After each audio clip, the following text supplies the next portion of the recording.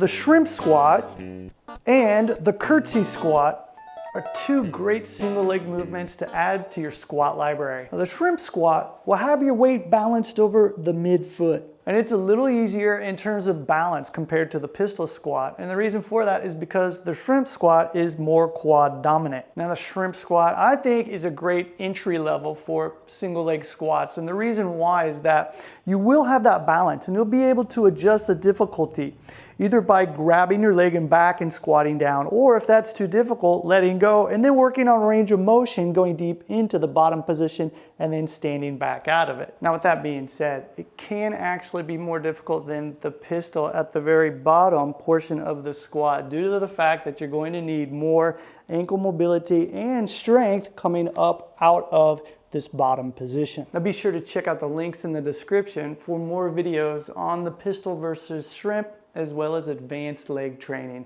Now the curtsy squat, or as we like to call it here in GMB, the peacock squat, has all the benefits of the shrimp squat, along with the bonus of improving your rotational strength and mobility. The peacock squat can be a bit tricky in the beginning, and that's due to the rotation involved. You can start off by simply sliding your foot across, placing it on the floor, and then performing the squat, hence the name curtsy squat. This way you can work on building your balance and your strength and gradually work on letting your foot float and then slowly squatting down to place the foot on the floor. Getting better at your shrimp squat as well as your peacock squat is going to help you make a smoother transition for when you start to work on training the pistol squat.